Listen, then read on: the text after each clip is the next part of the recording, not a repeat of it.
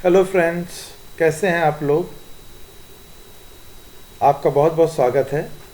जैसा कि अपनी पिछली वीडियोस में हमने संधि के बारे में अध्ययन किया कि संधि कितने प्रकार की होती है, संधि के कौन कौन से भेद हैं, उनको हम कैसे पहचान करें, इसके बारे में हम अध्ययन कर रहे थे, जिसके अंतर्गत स्वर संधि के बारे में, स्वर संधि के भेद, और ये हम अपनी पिछली वीडियोज़ में कर चुके हैं। आज हम करेंगे व्यंजन संधि। अगर अभी तक आपने हमारे चैनल को सब्सक्राइब नहीं किया है तो चैनल को सब्सक्राइब कर लें, बेल आइकन पर क्लिक करें, जिससे कि आपको हमारे आने वाले नोटिफिकेशंस का पता चलता रहे, नए नए वीडियोस की नोटिफिकेशन आपको मिलती रहे। और देखते हैं व्यंजन संधि क्या है और आप इसको कैसे कर सकते हैं आसानी से। पिछली वीडियोस में हमने संधि क्या है ये देखा, संधि के भेद कितने होते हैं, स्वर संधि, व्यंजन संधि, विसर्ग संधि, ये देखा। स्वर संधि के कितने भेद हैं ये देखा, और इनकी हम पहचान कैसे करें और उनकी संधि कैसे करें, इसका अध्ययन हम लोगों ने अपनी पिछली वीडियोस में किया है। आज हम करेंगे व्यंजन संधि कि व्यंजन संधि क्या है और उसकी पहचान क्या है, व्यंजन संधि की पहचान क्या है और हम उसका संधि विच्छेद और संधि विग्रह हम कैसे, और संधि हम कैसे कर सकते हैं। सबसे पहले हम जान लेते हैं व्यंजन संधि होती क्या है। व्यंजन के बाद किसी स्वर या व्यंजन के आने से उस व्यंजन में जो परिवर्तन होता है वह व्यंजन संधि कहलाती है, उसको व्यंजन संधि कहा जाता है। अपने पहले के वीडियोस में जब हम स्वर संधि के बारे में पढ़ रहे थे तो हमने ये देखा कि स्वर संधि में स्वरों का मेल होता है, यानी कि दो स्वरों के आपसी मेल से विकार उत्पन्न हो रहा था, यानी कि परिवर्तन आ रहा था। अब हम देखेंगे कि व्यंजन से जो विकार उत्पन्न होगा तो वहाँ पर व्यंजन संधि होगी। व्यंजन संधि में हम परिवर्तन तीन प्रकार से देखेंगे। ये तीन प्रकार कौन से हैं? पहला होगा या तो व्यंजन और स्वर का मेल होगा, दूसरा क्या होगा, स्वर और व्यंजन का मेल हमें देखने को मिलेगा, और तीसरा हमें मिलेगा व्यंजन और व्यंजन का मेल। उदाहरण के लिए जैसे सत और जन, सज्जन, सम प्लस मार्ग, सन्मार्ग। तो इस तरीके से हमें ये परिवर्तन व्यंजन संधि में हमें यही तीन चीज़ें देखने को मिलेंगी। इसके कुछ अपने विशेष नियम हैं जिनके आधार पर हम इनमें परिवर्तन कर सकते हैं। वो नियम क्या है वो ध्यान से आप देखिएगा। अगर वो नियम आपने अच्छे से ध्यान से देख लिए तो आपको व्यंजन संधि, चाहे वो विच्छेद करना हो, संधि विच्छेद करना हो या संधि करना हो, बहुत आराम से आप कर लोगे अगर ये परिवर्तन आपको पता है। तो इसको विशेषकर आप ध्यान से देखिएगा।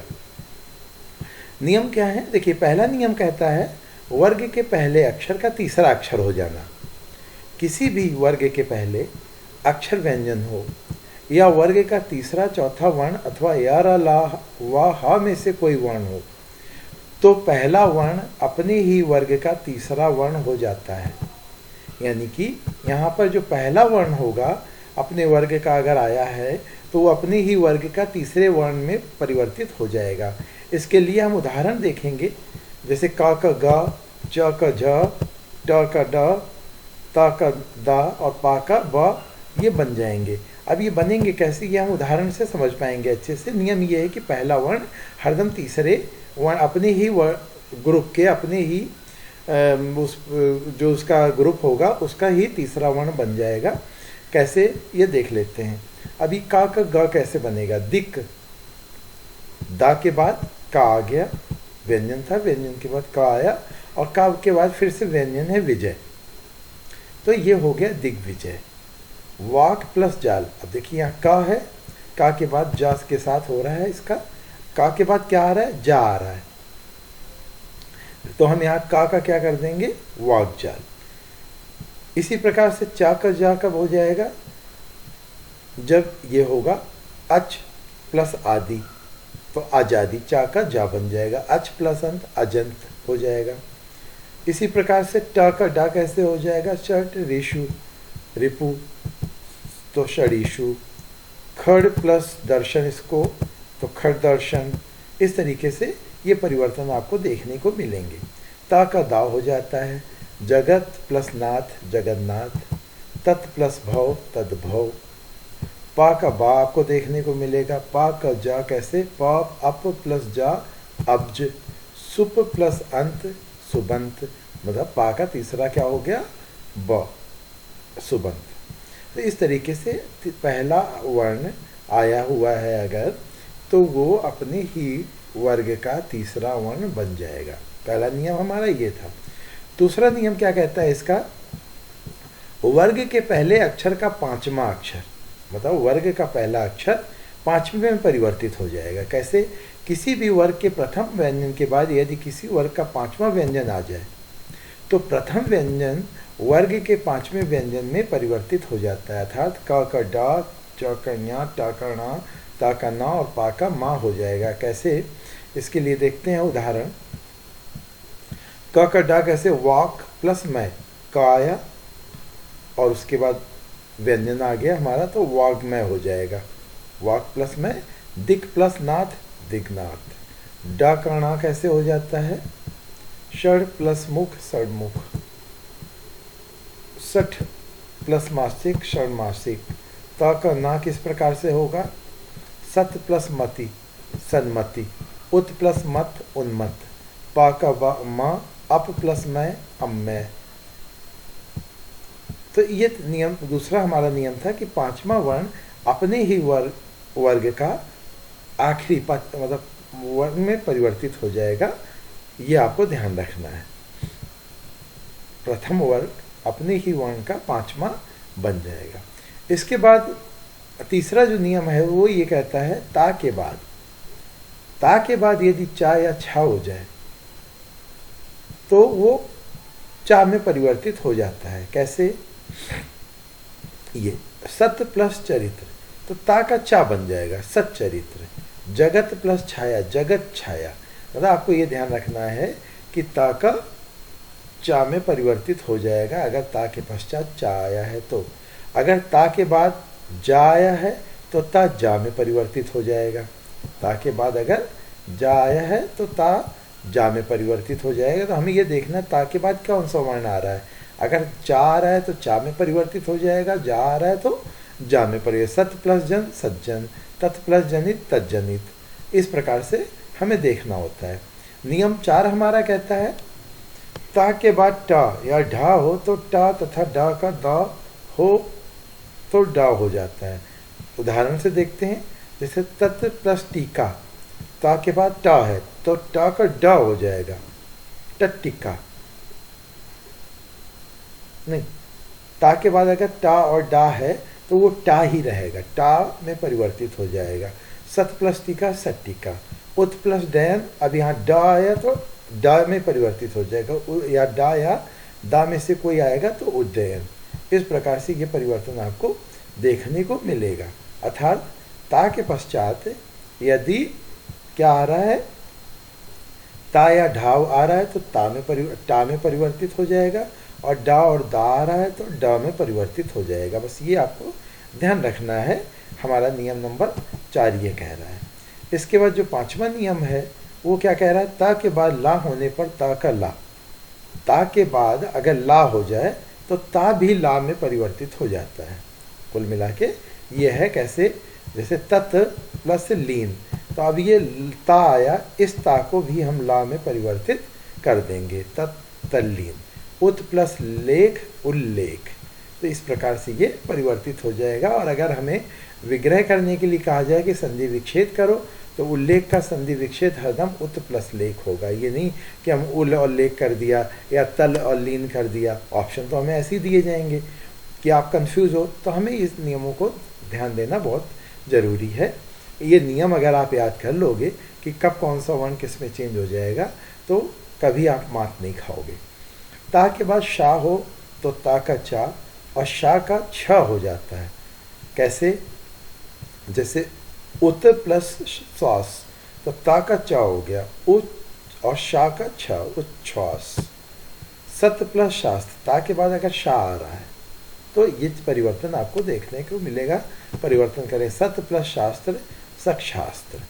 तो ये हमारा था इसका नियम। इसके बाद क्या है, ता के बाद हा हो, अगर ता है और ता के बाद हा आ रहा है तो ता का दा और हा का धा हो जाता है।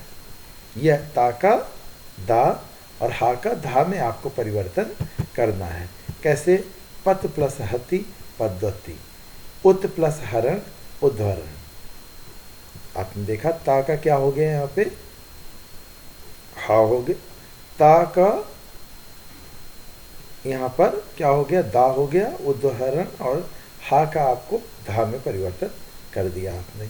इसके बाद इसका जो नियम 6 है वो कह रहा है छा के आने पर, स्वर के बाद, अब यहाँ पहले कोई स्वर होगा, स्वर के बाद छा आने पर छा की जगह हम चा का प्रयोग करेंगे। जैसे संधि और छेद, ई के पश्चात छाप का प्रयोग किया गया, तो यहाँ पे संधिक छेद, परि प्लस छेद परिच्छेद, स्व प्लस छंद स्वच्छंद, तो यहाँ पे चा में परिवर्तित हो जाता है। ये हमें देखना होता है कि छा लग जाएगा। इसके पश्चात जो नियम है वो कह रहा है माँ के बाद यदि कोई स्पर्श व्यंजन हो तो माँ का उसी वर्ग का पांचवा वर्ग या अनुस्वार हो जाता है। मित्रों, इस नियम में खास बात यह है कि पांचवा माँ के स्थान पर उसी वर्ग का पांचवा वर्ण होना है, लेकिन अभी जिसपे कोई भी किसी भी तरह की ग्रामेटिकल, व्याकरणिक या लेखन संबंधी मिस्टेक ना हो, गलती ना हो, इसलिए बस ये मान लिया जाता है कि हमें अगर माँ के बाद कोई स्पर्श व्यंजन आ रहा है तो हमें माँ का पांचवा वर्ग ना बना के अनुस्वार कर देना होता है। बस केवल इतना याद रखना कि अनुस्वार में परिवर्तित कर देना है आपको। जैसे सम और पूर्ण प्लस पूर्ण, स्पर्श व्यंजन पा आ गया तो संपूर्ण आना तो था इसका पांचवा, लेकिन हमने यहाँ पे विसर्ग अनुस्वार का इस्तेमाल कर लिया। तो हमें ये ध्यान रखना है कि अनुस्वार का ही इस्तेमाल करना है। सम प्लस संख्या संख्या, सम प्लस बंध संबंध, तो अनुस्वार लगा लिया, पांचवा वर्ण ना लगा के हम अनुस्वार का प्रयोग कर लेते हैं। अलम प्लस करण अलंकरण, माँ के पश्चात कोई भी स्पर्श व्यंजन आ जाए तो आप उसकी जगह माँ की जगह पर एक अनुस्वार का प्रयोग कर लेंगे, यानी कि चंद बिंदी का प्रयोग कर लेंगे। इसके पश्चात हमारा जो नियम है वो क्या कह रहा है, माँ के बाद यदि फिर से माँ आ जाए तो माँ का छद्वित्व, छद्वित्व का मतलब हो जाता है कि वो माँ रिपीट हो जाएगा, यानी कि उसका आधा माँ आप प्रयोग करोगे। जैसे सम प्लस मिश्रण सम्मिश्रण हो जाएगा, सम प्लस मान सम्मान हो जाएगा, ये पूरा माँ आएगा यहाँ पर, तो सम प्लस मान सम्मान हो जाएगा। तो इस प्रकार से माँ के पश्चात भी अगर माँ आ जाए तो वो आधा माँ और पूरा माँ हो जाता है, और उसको हम उस हिसाब से लिखते हैं। इसको छद्वित्व भी कहा जाता है। माँ के बाद माँ आ जाए तो उसका छद्वित्व कर देते हैं, यानी कि माँ और माँ दोनों लिखते हैं। अगला नियम कहता है माँ के बाद या रा लावा या शा सा हा में से कोई व्यंजन होने पर माँ का अनुस्वार हो जाता है। ये भी ध्यान रखना है कि माँ के बाद कोई भी अंतस्थ व्यंजन आ जाए या इनमें से कोई ऊष्म शा सा हा ऊष्म व्यंजन आ जाए तो माँ का अनुस्वार में परिवर्तन कर देंगे हम। जैसे स्वयं, स्वयं प्लस वर, माँ के बाद वर तो स्वयंवर, सम प्लस वाद, माँ के बाद वाद तो संवाद, सम प्लस शोधन संशोधन, ये संशोधन हो गया। इसके पश्चात सम प्लस जीवनी संजीवनी। ठीक है मित्रों, अगला नियम है री के बाद री या रा से परे ना का ना हो जाता है। अब यहाँ पर ध्यान रखना है, री या रा से के बाद ना ही आ रहा है तभी ना होगा, अगर कोई और वर्ण है तो नहीं होगा। जैसे हर प्लस ना तो क्या हो गया हरण, री प्लस न ऋण ऋण, लेकिन चवर्ग टवर्ग तवर्ग तवर्ग शा और सा आने पर इनमें से कुछ आ जाता है तो ना का ना नहीं होगा। उदाहरण देख लेते हैं इसके लिए, दर प्लस शन तो ये दर्शन ही रहेगा, पुर प्लस जन पुर दुर्जन हो जाएगा, दुर प्लस जन दुर्जन हो जाएगा। केवल हमें देखना है कि रा के बाद अगर ना आ रहा है, ना ही आ रहा है, तभी हम परिवर्तन करेंगे। अगला जो इसका नियम है, हमारा नियम नंबर 11 है व्यंजन वाला, यदि किसी शब्द में सा से पूर्व आ को छोड़कर और स्वर आए तो सा के स्थान पर शा हो ख हो जाता है, मतलब आ स्वर ना आए, कोई दूसरा स्वर हो। जैसे यहाँ पे सु है, ऊ स्वर है, प्लस सुप्त तो सुषुप्त हो गया, ये मतलब खटकोण वाला ख लग गया। नी प्लस सिद्ध निषिद्ध हो गया, हम यहाँ पे खटकोण वाला शा कर देते हैं। वी प्लस सम विषम, वी अभि प्लस सेक अभिषेक। तो ये अगर आ से परे मतलब छोटा बड़ा आ को छोड़ के कोई दूसरी अगर ध्वनि हमें यहाँ देखने को मिलेगी तो स का श में परिवर्तन हो जाएगा। तो मित्रों इसके कुछ अपवाद हैं, इस बार इस नियम के अपवाद हैं। जैसे वी प्लस स्मरण तो विस्मरण होता है, यहाँ पे शा नहीं होता है। अनु प्लस स्वर अनुस्वार रहता है। अनु प्लस सरण अनुसरण हो जाता है, अनुखरण नहीं होता है। इसके बाद जो नियम है हमारा वो ये कह रहा है, जो 12वां नियम है और ये इसका अंतिम नियम है, ह्रस्व ई ऊ के पश्चात। ह्रस्व का मतलब छोटा ई और ऊ आने पर के बाद आने वाले रा के बाद भी रा हो तो ह्रस्व का दीर्घ होकर रा का लोप हो जाता है। मतलब अगर छोटी ई और छोटा ऊ आया हुआ है और उसके बाद रा है और रा के बाद भी रा है तो एक रा गायब कर देते हैं और ई और ऊ का दीर्घ कर देते हैं। बस ये ध्यान रखना है, ई और ऊ का क्या हो जाएगा, दीर्घ हो जाएगा और एक रा हम गायब कर देंगे। कैसे, उदाहरण देख लेते हैं। निर प्लस रौ तो नीरव, निर प्लस रज नीरज, निर प्लस रोग निरोग, निर प्लस रस नीरस।